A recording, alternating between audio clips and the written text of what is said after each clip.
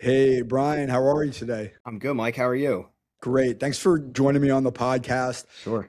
For those who are listening, can you just kind of maybe give a short intro about your background? Yeah, sure. I've been in college baseball for this is my 19th season, um, in my 12th overall as a head coach. And I guess the quick way to say it is I've spent time at all three divisions of the NCAA, Mhm. and had some time as an assistant at some of the lower divisions as well. I bounced around here in the last couple years, but I'm currently the head coach at the Sales University in Center Valley, Pennsylvania, right outside of Allentown, and very just excited to be here in year one as the head coach here. So, Okay, great. So, like 19 years in baseball, that was one of my questions. I'm not a big script guy, right? I don't try to script out these interviews. sure. But one of the questions I wrote down before we started recording is, what's it like trying to climb the ladder as a college baseball coach? Because I know that could be really, really, really challenging. Yeah. Um, I've enjoyed this journey, obviously. So I've never Mhm. really I guess I've never it's never bothered me. But as I look back and think about other people's journeys and things like that, Mhm. it is challenging. You're not, folks don't make a lot of money in this business. That's the number one, I think, factor for a lot of guys that maybe don't sustain through their career to kind of climb that ladder because you really got to grind to make it, to make ends meet as a young assistant. There's just not a lot of full time coaching jobs at the lower levels, until you kind of get to that Division 1, level to be able to get there. But and then the other thing too is you have to surround like you got to find people to surround yourself with that are successful, that are well connected, that can help you move on. And that's something I enjoy doing, here and throughout my career with my assistants is like I have a little coaching tree, I guess, starting to develop here, which I appreciate that a lot. Like just being able to have guys to help kind of make that journey and move up to where they want to get to. But it takes a lot of hard work. I would say the number one thing is you got to become a good recruiter. That's what people want in this business.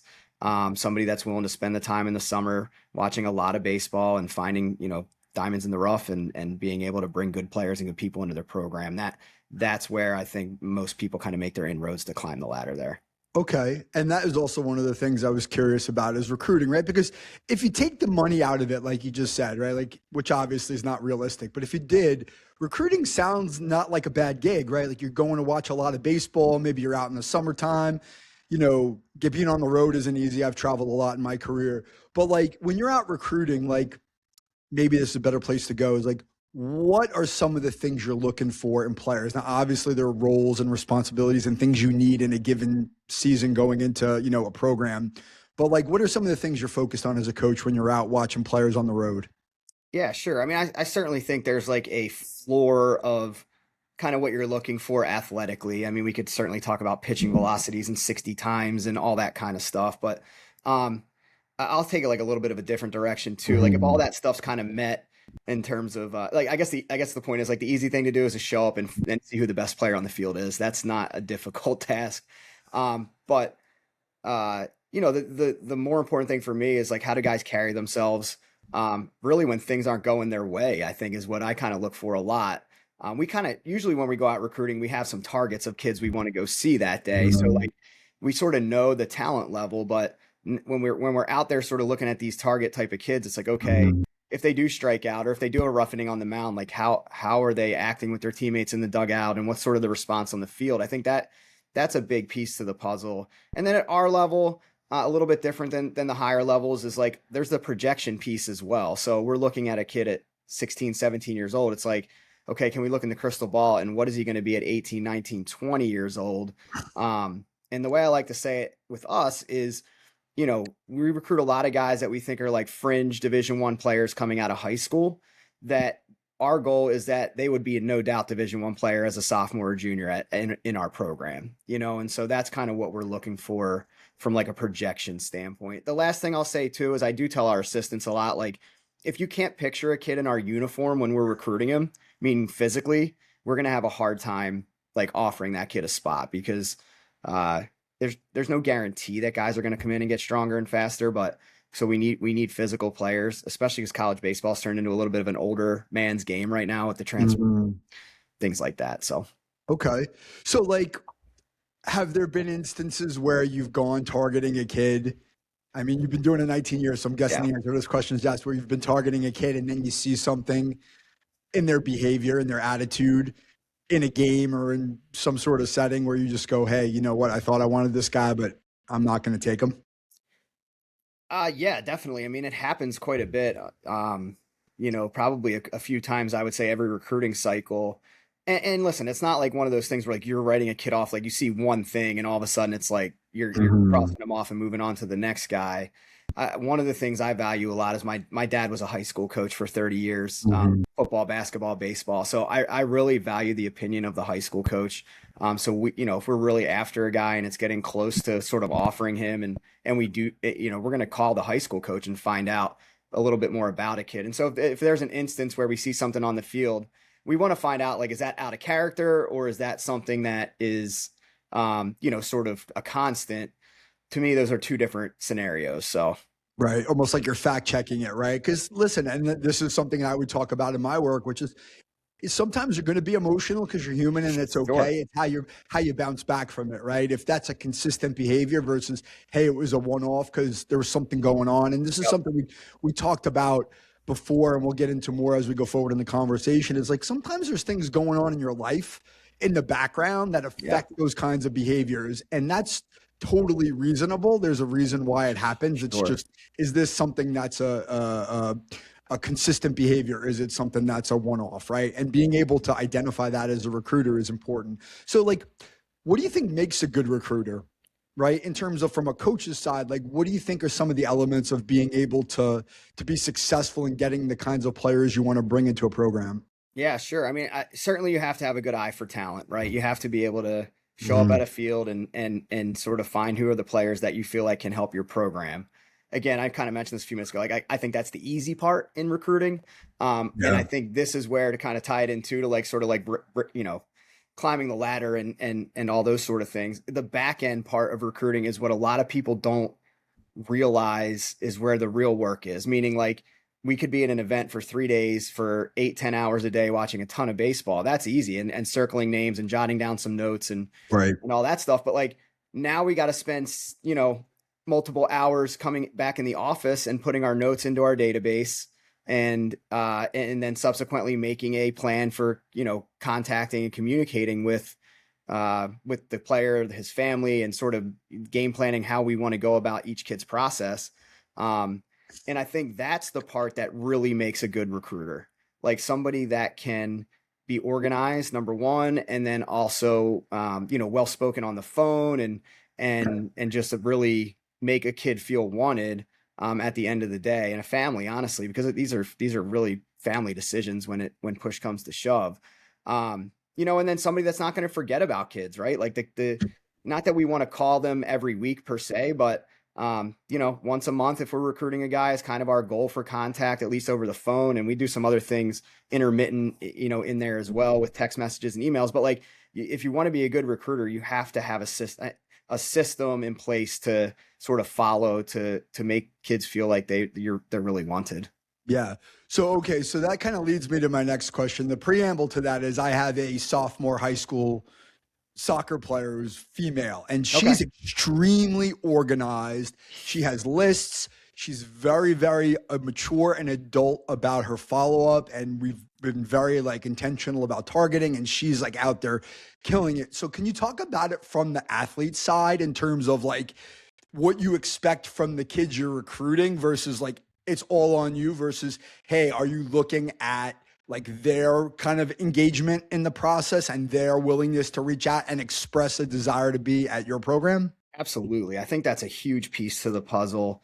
Is that recruiting is really a two-way street. Hmm. And listen, like I've been around, I've been at every level, like I know sort of like kids don't, I say it all the time, like a junior in high school doesn't wake up being like, man, I'm dying to play Division 3 baseball. Right. They all want to play at Division 1 and I get that. And usually there's a point in time where like for most kids where they figure out, sort of where they fit in the process, and once that happens, um, I kids that show that mutual interest definitely shoot up our list higher than a guy that's kind of more standoffish or sort of you get the sense that they're like always searching for something better. Like I think that's a turn off. for us. And quite frankly, we'll just move on in a lot of those cases for sure. I do think the female male sort of comparison there is interesting too, because Yes. I would say there's a smaller percentage of males that would be like your daughter. I have a 12-year-old daughter in seventh grade, and if she wants to be an athlete in college, she'll be the same exact way you just described. Yes. And I have a 6-year-old son, and I can already tell you years down the road, it'll be the complete opposite. I can already tell. So like, I do think trying to get a game plan together and a strategy for your recruiting is helpful. I think you're right on the mark there. I mean, not to sort of generalize, but I think it's a much more common thing for female. Like one of the first podcasts I did way back when in 2021 was with a soccer player who actually happens to be my second or third cousin, like my cousin's daughter. Yeah, yeah. And she played soccer initially for 4 years. She played soccer in the ACC, Wow. and she told a story about how she was like just maniacal about the follow-up and the follow-up, and she wanted to play. And she sent an email one day, and the coach picked up the email and said, we're going to offer you like that, like follow-up, because it's like they may be interested in you, but like they got so many people who are interested, and they have so many recruits, and there's targets. And if you're not persistent and not take that personally, that's something maybe we'll talk more about in different contexts. Sure. It's not personal, right? Like if you want something, go get it. Yeah. If a coach doesn't want you, it's not because you're not good enough to be there. It's because they've got limited resources. Like they only can offer so many spots. And so if you take that personally, it's gonna sap your motivation really fast versus I know what I want. So I want to talk about a couple things that you've kind of referenced, right? So one is, like that idea of a kid wanting to be a D1, like that's sort of the thing, right? But like when you pick a D1 school, like if you're going for that, the odds that you're going to get on the field on day one are probably pretty low, if not in some cases zero. Sure. So like, do you kind of sell that to kids? Like, that, hey, because like I talk about this in my work as well. Like, what are your priorities? Do you want to play on day one or at least have a chance? Well, then that means you might need to go to a D3. Are you academically inclined? You might want to focus more on your studies than, or at least be able to balance it a little bit better than I'm on a bus on Wednesday, I'm coming home Monday morning, and baseball is the only thing I'm focused on, and school takes a back seat. That's fine if that's what you want.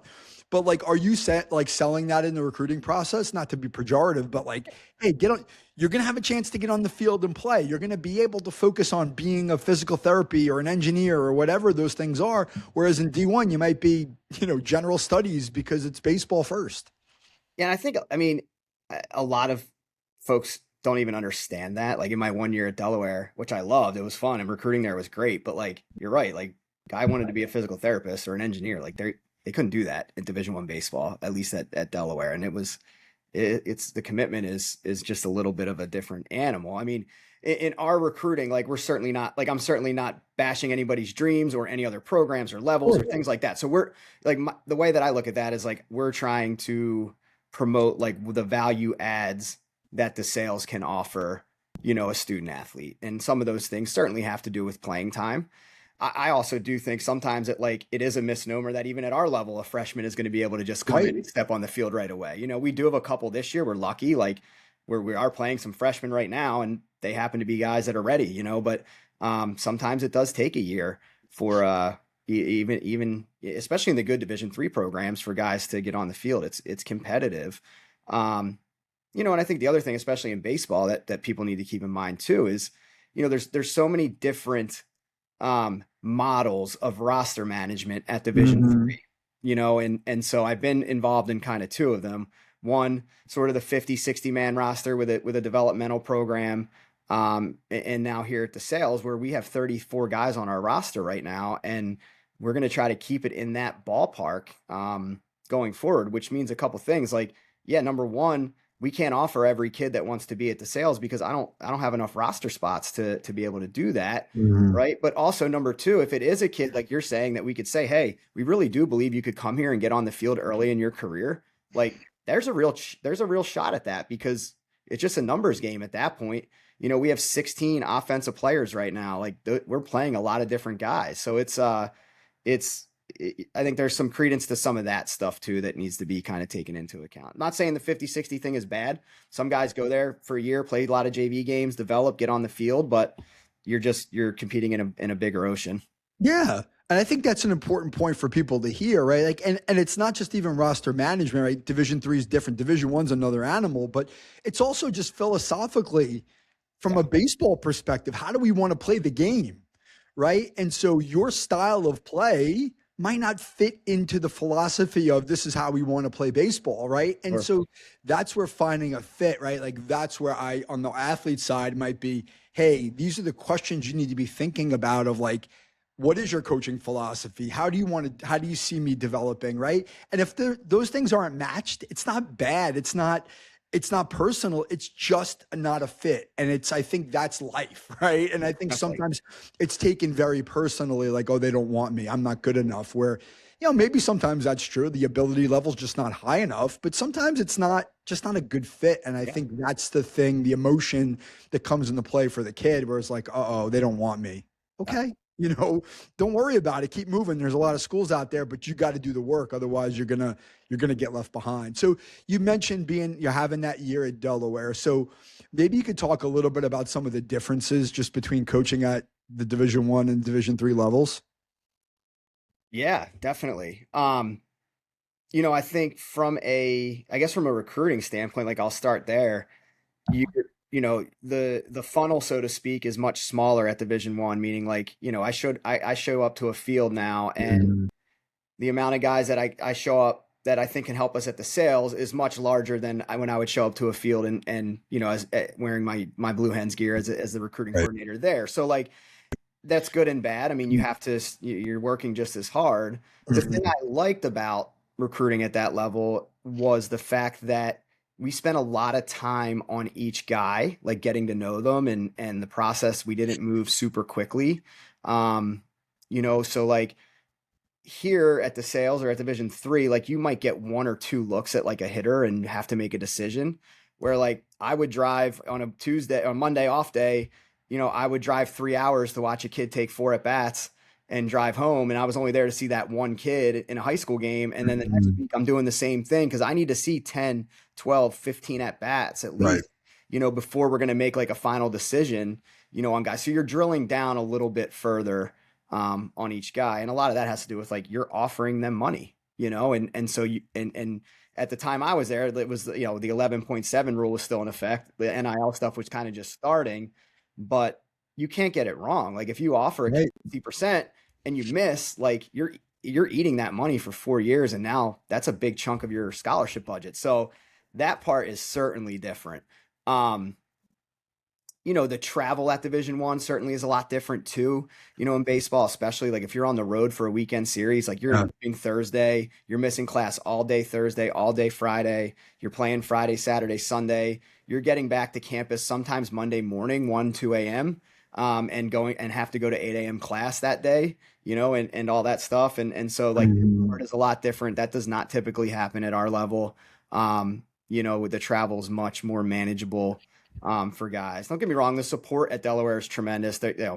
I told my parents, like, I feel like I was working in Disney World. Like we had somebody for everything. We had academic advisors and IT people just for athletics. And like the resources are certainly like there to support the kids. I'm not trying to make it sound like they're just out on their own, but it definitely is a little bit of a bigger commitment from a travel academic standpoint, that sort of thing, for sure.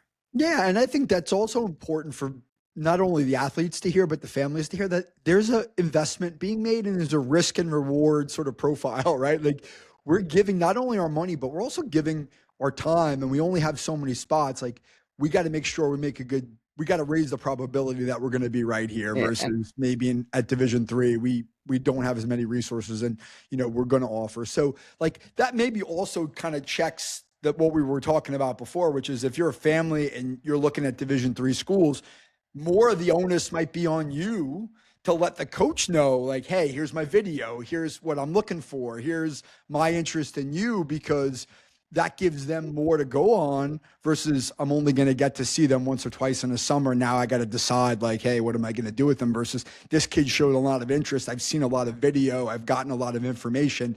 The risk goes down because I'm getting more communication and I'm seeing more data about this person. That's going to allow me to feel more comfortable that, hey, you know what, it's not guaranteed, but maybe this is a good fit for us because there's a two-way street and it's not just you going, I saw one tournament at Diamond Nation, in July, and now all of a sudden I got to make a choice. Yep. No, Okay. absolutely. So what were some of the challenges you faced? Because I know we talked about this before, we recorded, like as division, and I don't know if it was endemic to Division One, but like at the Division One level, what was more difficult or what was more challenging about maybe being at the Division Three level? My situation was a little different, I think, than most. I had come off of a really successful 7-year run at Arcadia University. We won four championships in that span. Hosted 2 regionals. We set the program record for wins on 3 separate occasions, which was cool. And I was really just like we talked about climbing the ladder earlier, and for me, like personally, like I was really chasing that dream, and I was fortunate enough after my 7th year to be offered an assistant spot at the University of Delaware, and so.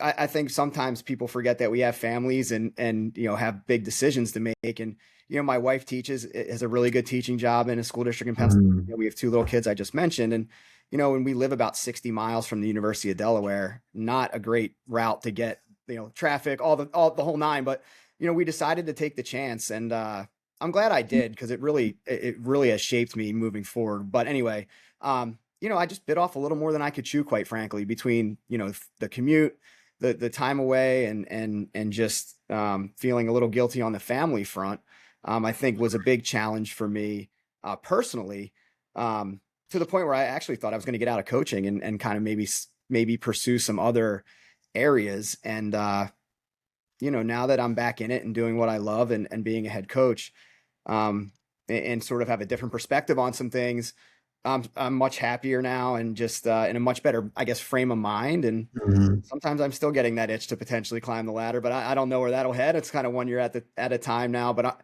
I do think everything kind of happens for a reason. And so all that stuff happened for the right reasons, even though I couldn't see it, even as recent as about 6 months ago, I was still like not in a great spot, but I'm kind of seeing it more clear now that all this was a good thing for me. Whatever you're comfortable with, but like, Sure. how did that affect you? Like specifically, like what was going on? Yeah, no, I mean, I'm happy to share. I think this is important. It was a combination of a couple different things. Certainly burnout was, I guess, the classic, like, pat myself on the back here, but like the high achiever burnout, I think, scenario where like, Sure. I just never feel like I'm doing enough, that even though we were winning championships at Arcadia, we had players going to play Division I baseball as grad transfers with COVID years. Our kids were getting good grades. We were doing everything right there, basically. And I still wasn't completely happy and just running myself into the ground and honestly creating a bit of a toxic environment for our players at times too, as I look back. And that's where my biggest regrets are, is the way I acted at times, through all that, despite the fact that we were winning. Like, and so, that was certainly a challenge. And once I kind of got off that Arcadia hamster wheel, quote unquote, and got to Delaware, it just felt different. I don't know. It's hard to describe. I just felt like, I just wasn't in sort of the frame of mind to like do a good enough job there. And I really respected the heck out of the head coach, and still him and I are still good friends. And so, I just felt like I owed it to him to not give my best effort. And so sort of stepped away and decided to look for some other things. I will tell you though, in that year, was so impactful for me. We might've talked about this on the phone, I think, at one point, but Coach Mamuel at Delaware, is just a tremendous human being, number one. And he's also a tremendous baseball coach on top of that. And so for me to be able to witness him operate for a year, I think is I say, like, I was at the right place at the right time is what I mean. Like the environment he created around the program, was just an environment where like guys wanted to be at the field every day. They never felt like, they were going to get screamed and yelled at. And it was sort of that toxic thing I was talking about before. Whenever something bad happened in a game, like with an umpire missed the call or a kid did something he wasn't supposed to do, like he was just always down the middle, steady, never riled up. And I'd never seen that before. Like I always sort of had mentors and played for guys that were not that way. So me to witness that for an entire year, like I'm much I still have it in me. I still have the Italian blood running through my veins, but Sure. I'm much calmer now, much more in the middle, steady, and I think that's going to extend my career for a long time here, thankfully. Yeah, I think it underscores a couple things, right? One is you're always learning, right? Yep. And sometimes you don't know what you don't know, right? Especially if you're not necessarily exposed to it. Then you get exposed to a different way of thinking and go, oh, there's another way to do this. I think the maybe the bigger point, maybe I mean maybe they're equally as important, but I think the important point here is just like we're human, Yep. right? You're human. I've been through my own stuff. I've been through anxiety. I've been through other problems because I feel like I need to be doing more. I need to be better at my job. I need to make more money. Whatever it is, I have my own business now. I show up some days where I feel like I feel guilty that I'm sort of like run ragged about I'm trying to help these kids and that's my Sure. job. But I got all this other stuff I got to worry about in the background that they know nothing about. It's not for them. But then you're sort of managing that, right? And I think for Yeah. families and parents and kids to understand, like, hey, the coaches that you're dealing with, yes, they have a responsibility, they have a job, just like you do. They're gonna have rough days. They're gonna have rough periods in their life, and sometimes it's not reflective of who they are as people. It's reflective of the fact that life is really hard, and like maybe sort of the segue to that is communication, Yep. right? Is something I talk to kids a lot about, which is if you're not happy with your lot, right, as a player, as an athlete, let's just keep it there. You can always go knock on your coach's door and have a conversation so you guys understand each other better versus assuming you think you know why a coach is making a choice or why they're acting the way they're acting versus, hey, you know what? I don't know what's going on here, but I'm going to go find out. Yeah. Vice versa, same thing, right? So can you talk about just communication as a coach and how important that is? I know it's trite, but I think it is valuable to talk about. No, definitely. And I'm actually going to flip that on you a little bit because we just had this Cool. conversation within our program recently. And my stance is I actually don't want our players coming to knock on the door and asking me Hmm. when they're going to play, what they need to do to get better. And that sounds crazy. And I'm going to get to my point in a second. So I'm not like completely off the rails. And we tell them their job is to work while they wait, continue to get better and Okay. be ready when their number's called. And that being said, that allows me some control of those conversations, meaning this, like just earlier this week, now we're 8 games in, some roles are starting to form. Some guys aren't playing as much as they've played in the past in their careers. Now I initiate those conversations with the player who I kind of know is probably thinking exactly what you just said. And then I'm calling him in the office. And I think that drops the guard down a little bit where I can say to him, number one, like, are you okay? How are you doing? Tell me how you're feeling. And, but at the same time, also giving him my honest evaluation of what his role is right now, what we see him as. But also like if they're in the program, kind of at least telling them like, listen, this can change when you walk out the door. I get a phone call from the trainer that we had a kid slip on ice and break his wrist. You may be in there tomorrow, and so we need you to continue to work and we need you not to just pout and put your head down. But that's something where I've grown, where in the past I would just say like, don't come knock on my door and ask me why you're not playing. And then I wouldn't go have those conversations with the guys that we needed to have them with. And I think that affects the team. Well, absolutely. And so I think what you said there, I would certainly not dispute it because I think there's, it's simplistic to say like, hey, I should just go talk to my coach. Like you got to, as an athlete, you got to think about what's the purpose of this conversation, which is kind of what happens in between. Sure. What you described there, by my opinion, is good coaching, right? You've communicated, these are the roles. There's some level of they have to accept the role, but it's also being fed to them, hey, this is where I see you, right? That communication is ongoing so that they understand where they're at so they don't have to come ask. Now, Sure. they don't have to like that, right, Right. necessarily. But you said, like, work while you wait. To me, that implies that there's trust, right? Like, I'm communicating to you, like, hey, just keep doing the work. I will let you know. And they can trust that you're going to communicate that to them. If that trust exists, it's going to be a lot easier for them to work while they wait because they know you're going to come to them at some point and say, hey, this is where you're at. Yep. This is where I see you. This is why you're in your role. Now they don't have to guess. They're getting that. And they don't have to be the one to knock on the door, which is also anxiety inducing for a lot of kids. Absolutely. But here's the thing, right? Like what I would say to an athlete is if your coach is not communicating at the Yes. beginning of the year, I see you as the 34th guy and you're probably not going to get at bats. This is what you need to be focused on for the rest of the season. Yeah. If that conversation's not happening, what I see as a mental performance coach is a ton of anxiety Yep. about, I don't know where I stand and I don't know what I'm supposed to do. I've never been in this position before because in high school I batted third and I played shortstop. And now I'm the 34th guy on the roster. I have no idea why. I don't know what they expect of me. I don't know where this is going. And now they're in their head 24/7 thinking about like, I'm not a good baseball player anymore.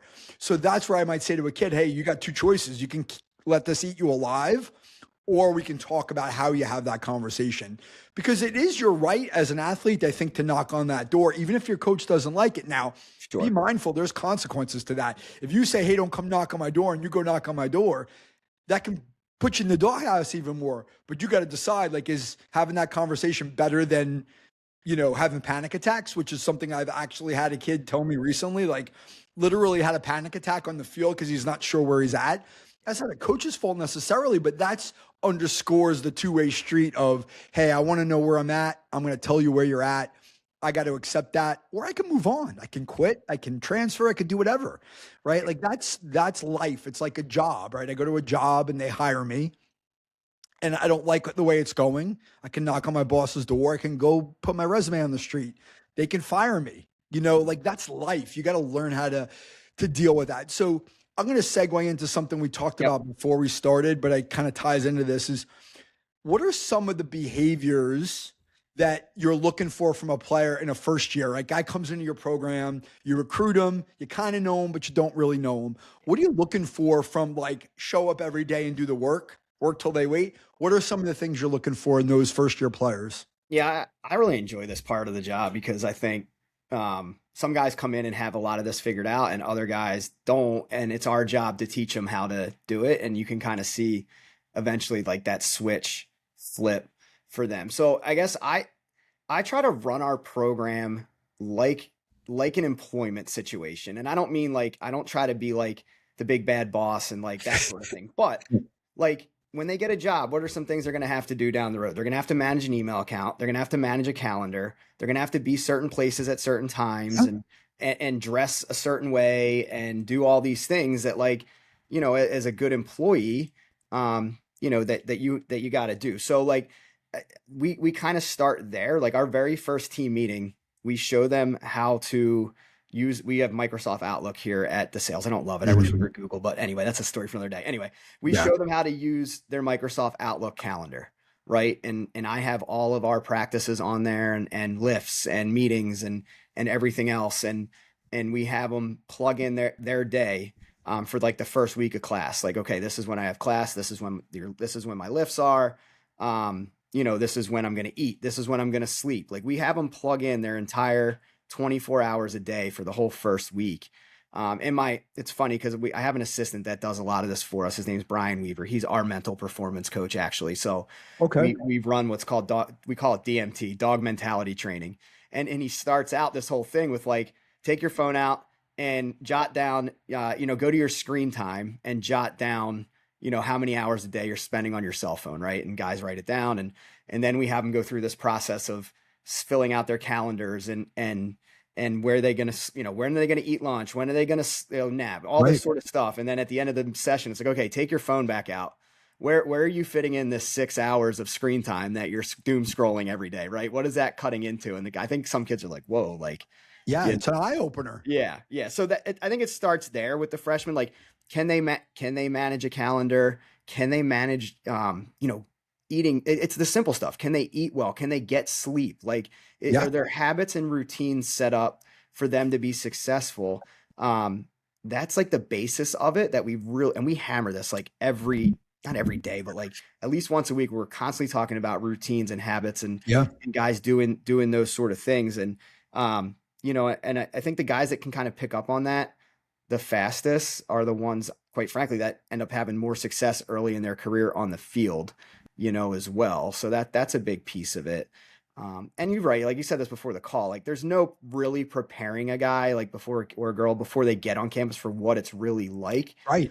But again, like those more safety nets we can set up for them to catch them if they're going to fall, I think is what we're trying to do. So Yeah, but I think what you described there, and I kind of want to take it to the field, right? But what you described there is professional expectations, sure. right? Like I'm setting the expectation. And what you just described is something I might do with an athlete to say, hey, you've got 168 hours. Yep. And you know what? Probably 140 of them, right? Between sleep, school, practice, lift, eating Yep. are blocked for you. So then you've only got this really small fraction of time that's discretionary. Yep. What are you doing with it, right? The behaviors in that discretionary time are probably going to correlate to your performance, right? Yep. Am I using 6 hours to doom scroll, or am I using 6 hours to take a nap, or am I using 6 hours to get some extra hitting in, or am I Yep. using 6 hours to watch video or whatever, right? You can choose whatever you want. And some people need that downtime, but you also need to understand that there's probably a consequence to that, right? So, Right. like being able to set them up for success, how they decide to use that is also up to them. And I would imagine that you've probably seen over 19 years, the ones who take advantage of the discretionary time, the free time, are the ones that succeed. And the ones that don't are probably the ones that might struggle a little bit, especially in that first year. So, like you talked about routines, you talk about time management. Like talk about on the field stuff, especially that first year, that first freshman year in fall ball. Cause I hear a lot of this as a mental performance coach. It's a big eye opener. We go on the field and like, I'm not, as an athlete, they're not getting as much kind of hands-on coaching in fall ball, you know, that they feel kind of lost. Cause like, I'm not getting feedback. They're so used to being coached and told like, hey, this is what I should do. Like, can you talk about the expectations in the first year for athletes on the field? Yeah, absolutely. I think there's a high school we try to recruit a lot of guys out of this high school in the area because they're so good and their coach does such a good job. But their former coach, actually before him, he started a baseball website. He calls it Baseball by the Yard, and his his theory is that baseball speeds up by 3 feet every level you go up. And so like from from high school JV to varsity JV, it's going to speed up by 3 feet. And from high school to Division 3 is going to be 3 feet, and Division 2 and so on. So like, I guess my point is like the speed of the game is the number one sort of factor. I think that you can sort of I get a sense pretty quickly in the fall on the guys that can kind of handle like that 3-foot jump pretty quickly, and the guys that are probably going to take some time before they're able to sort of realize. And it's always funny where like, I'll give like an infielder, like you bring in a freshman shortstop and your senior center fielder's, hitting in an inter squad game, and he hits a routine ground ball to short, and your guy, you can kind of tell like, I'm like, oh, he's not going to get him. He like fields it, kind of takes his time, and you could tell they look up like, oh, Too man, long. he's Yeah. almost there, and like rushes a throw, throws it away, whatever. Like those are the things I think that guys struggle with a lot. The other thing too is I think just the physical, like, I just hate the word grind, but like you're asked to do a lot more, in college, even a college fall. You're lifting 3 days a week, you're practicing 4 or 5 days a week. That sort of like stamina, both physically and mentally, right, is something that we see a lot of guys kind of struggle with. Like that first week of fall, guys are fired up, they're great, they got a lot of energy.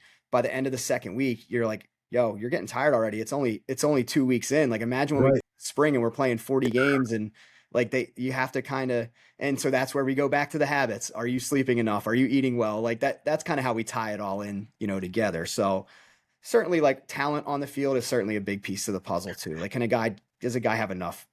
Yeah. Talent? But like you said, and I think we've talked about is, listen, there's only so much you're going to be able to do through your high school career to get yourself ready for that. Sure. Right. So then from a mental standpoint, the way I think about it is, hey, I come in there and I come to the realization, hey, this is going to be really hard. How do I approach it? Do I accept it and go, hey, you know what? I am behind the curve a little bit. What do I need to do to continue to compete, even if I'm not the best player on the field, so that I can keep developing and get better versus shutting down of like, oh, this is going to be really hard, or I'm not going to play this year. Like, and losing the joy for a game that you've worked so hard to get to the college level just because you have a hard fall, which is probably to be expected for most kids coming in, Sure. and embracing it and being like, hey, this is hard, but I like the challenge. I want to get better. Hey, I'm going to need to ramp up my training. I need to go take more ground balls. I got to go, hit more velocity. I got to do whatever it takes to get better, embracing that competition of getting better Yeah. versus shutting down and be like, oh, I'm not perfect. I'm not as good as I thought I was. Oh, I'm not going to play. Now you got to sort of be like, get him out of the gutter. Like that tends to be my job. Get him out of the gutter. Hey, how do you refocus your perspective of, hey, this is going to be hard. Do you love it enough to keep going, or are you going to shut down? Because you can't, right? And if you do, maybe it's not for you. Definitely. Yeah, and again, like, and we try to keep an eye on that stuff too, is like Yeah. who is struggling, and as much as I said, like, I don't want guys knocking on our door earlier, like we have point in time meetings with these guys, like pretty consistently. Like we'll do it in the Yeah. middle. My first year guys, we bring them in a couple weeks after school starts, and that's not even really baseball related. That's just more of like, are you transitioning okay? And Yeah. where can we help you? What do you need? School going all right? Where are the academics going to pile up? That sort of thing. We meet with all of our players at the end of fall ball to kind of give them like that feedback on where we see them, right now going into the off season and what they need to do in order to kind of improve on that and all that sort of stuff. And then we do it again right before our first game, and we'll do it again at the end of the spring. Like those are kind of like our formal meetings. So for a freshman, like they get quite a bit of feedback from us. I don't know if that happens in every program, but we try to make sure that the guys have, what they need from that standpoint. But it's tough to prepare for that life transition for sure. Yeah. And it's like anything else in our lives, right? Like it's like when you get married, right? You're married, you have kids, right? You get ready to get married and you think, I'm ready for this. This is going to be so wonderful. Then you get married and you realize, look, I got to live with this person every day. Right. And then you have kids. And you're like, I can't wait to have kids. And then you have kids and you're like, oh, this Yep. is really hard. Like there's no manual for that, right? And I think kids have that same, we all do. We're human, right? We all have that same, like, look forward, like this is going to be wonderful. And then Yep. I get there and it doesn't look the way I imagined it was going to look.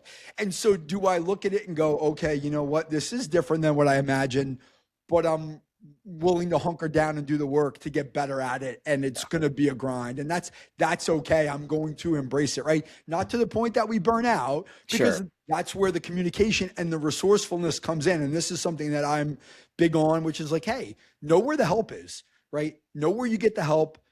Know to ask for it. Don't be afraid, right? You can probably relate to this personally. I certainly do, of like, I'm going to try to do everything on my own. Oh, That's yeah. what I did when I was in my late 30s. I'm going to do everything on my own. Then all of a sudden you have a panic attack in your life and you're like, holy shit, like what am Yep. I doing here? I got to go see a therapist now. I'm 37 years old. This is not something that anybody in my family would have told me this is something I should do. Yep. But I got no choice, because it's either keep going down this road of panic attacks and like feeling like you're going crazy, or like, hey, I got to get help. Been there. Right. So why Yep. not have them get on that track of we're here to help you. Don't be afraid to ask for it, but you also got to take the good with the bad, which is sometimes you're going to hear things that are very direct Sure. that you may not like to hear, but you got to use it to your advantage. Yeah. Yeah, and I think like, again, like connectivity is important too. Like one of the things we do in the fall is all of our guys through the course of the fall will stand up in front of the team and share their hero, their hardship, and their highlight of their life like it. to that point. And certainly not something I invented, but I think I got it out of a John Gordon book somewhere. But we did it I'd done it in the past. We did it at Delaware, and I think the things, first of all, that you find out that some of these kids have been through in their life is Yes. incredible. That doesn't come up in the recruiting process. You never know about it until guy stands up there, and most guys are willing to share their toughest hardship, and some of our guys have been through some stuff. So like, I think that piece of it's good and breaks down some walls. The coaches do the same thing. We all share our hero, hardship, and highlight as well. And I think it just helps. Like, it helps me when a kid needs to come get help from me or whatever. Like, I think they're a little more comfortable knowing we're sort of sharing some of these things. Yeah. So you beat me to my follow-up question, which is, do you Okay. want to do it? But I'll share a story on that. So I told you this when we spoke on the phone last week. You coached a player in college that I was on the staff of when he was in high school. Yeah. And when I was at on that staff, I was interning as a mental performance coach, and we did True Truths and a Lie as like Yep. an icebreaker. Yeah. And in that group, and the kid that you coached was in that session, one of the kids stood up and said, 2 truths and a lie. And one of the truths was that he was adopted. And nobody knew. Wow. And it was like this, like, really? I didn't know that. And it was like the coolest thing to be a witness to, like watch Yeah, these guys sort of like gravitate, like sort of really like come to closer together. Cause this guy shared like most of the stuff the kids were sharing were goofy, sure. right? Yeah, yeah, yeah. It's like, oh, I'm adopted. And everyone's like, really? And it was like you could see it almost like physically bringing them together. And it's like those kinds of things are really, really valuable, right? To know that there's a person behind the guy that swings the bat or throws the ball, like Definitely. that builds a lot of trust. And when you have that trust, you can get away with a lot of stuff, right? You can get away with the outburst. You can get away with throwing a helmet. You can get away with MFing a player for not running out a ground ball because they know you guys are in it together Sure. versus that trust doesn't exist, that connectivity doesn't exist. And now it's like, oh, you just called me out in front of everybody, or you just showed me up, player. We don't like each other, and this is not going well. So I Yeah. think that's really, really cool. I guess one of the questions that I wasn't planning on asking, as we're sort of like, I don't want to take up too much of your time, No, it's all good. but like, I am curious about this because it's something I hear about, which is absolutely mind blowing to me. But I'm curious from your perspective, how much do you hear from parents? Oh man, knock on wood. I not much. Good. Yeah. Uh, it, and listen, like I'm not one of these coaches that like I believe the parents should the parent group is a partnership for our program, right? Like they're Okay. super supportive. They help us, provide meals for kid, in between games of double headers, and um, that's just like scratching the surface of all the stuff that they do for our program. So, like, I'm actually willing to like after a game, win or lose, like I'm not going up to every parent and saying hello, but like if I walk through them, I'm going to say hi. I'm not just going to like Mm, eyes on the bus and just head to the, be that sort of coach, like parents over here, coaches over here. okay. Now, there's a line, right? Like we're certainly not going to talk baseball and playing time and those sort of things. And we just I just tell our players, like, listen, I hate to be this blunt, but like, if I hear from your mom or dad and it has to do with that, like, I'm just going to tell you, and we're going to have a conversation. And I think most of the time that kind of nips it in the bud. I think college is a little bit different from high school from that standpoint. Again, if the parent's concerned about a player's mental health or safety or something like that, that's a totally different story. But, the baseball piece of it, has to be left to needs to be left alone, in my opinion. Yeah, and listen, I mean, I think safety is sort of the outlier there, but Sure. even like their mental health, right? Like in the sense that like we all have mental health struggles, right? Not Yep. necessarily a clinical disorder or something, but I think that that idea that the player, the athlete has to take ownership of that is really important, right? And like, Definitely. listen, everybody's different, and I'm a parent, but for me, it's always been as a parent, even when they were 12, 13, 14 years old, if you have an issue about playing time, you're going to go talk to your coach, Yeah. right? Because like if it's that important to you, you got to do it. Like I'm not going to be because I was a coach. I don't want Yep. to hear from a parent, even at No. like the rec level. Like Yeah. leave me alone. Like you know what I'm saying? We're here. Coaches got to make decisions. Like yeah, if something's wrong or your kid's getting picked on or whatever, or they're struggling, I get it. Like I'll talk to you about it, but like let the kid do his talking because they're going to have to learn how to do it at some point. You certainly wouldn't want to hear that at the college level, even frankly at the high school level. So but I think it's a change. You've coached 19 years. Like Yeah. maybe that's a good question. Definitely. For 19 years, like what are the changes you've seen over that time? Like the evolution of the coaching profession and some of the things you've had to deal with. What's changed?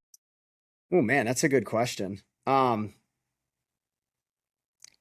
I, I think COVID actually changed a lot when that Yeah. happened, that was in sort of like I don't know 6 years ago at this point, I guess. But like I I do feel like at least from like the type of kid we were getting in the program, like they were a little bit further behind developmentally, socially, and just able to do some of the things I was talking about before. These are kids that you forget, like we're going to high school or middle school, like from their bed, and Yeah. not having a lot of social interaction. So that really changed a lot.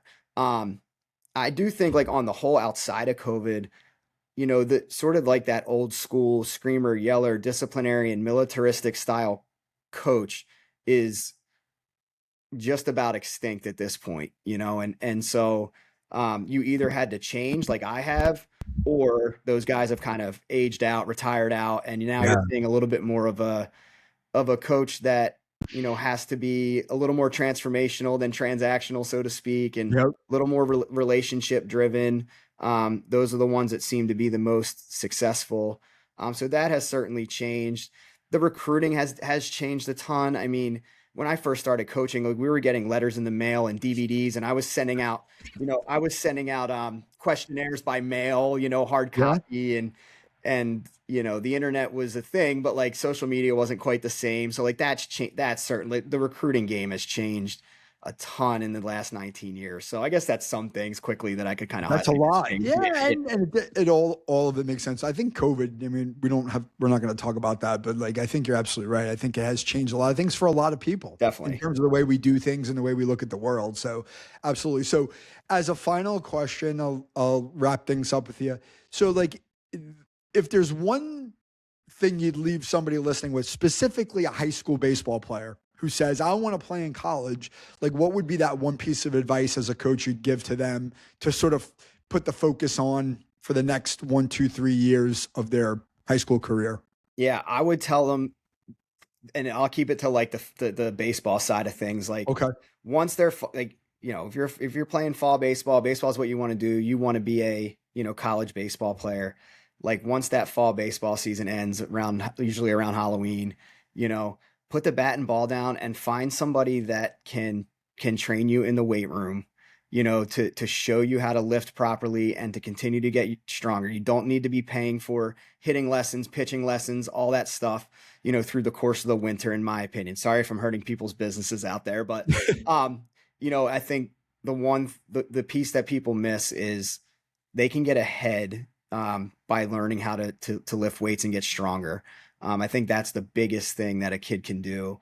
And then, once I tell our guys the same thing. Like, once January 1st gets here, yeah, go ahead and pick the bat and ball, the ball and bat back up and get yourself ready for your high school season. But learning to love the weight room was the number one separator, I think, for physically for players. So, Okay. yeah, That's great. I wasn't expecting that. I think that's a wonderful piece of advice Yeah. because they're going to learn the hard way if they get to school. definitely. They haven't lifted a weight and they don't know how to deadlift and they don't know how to Yep.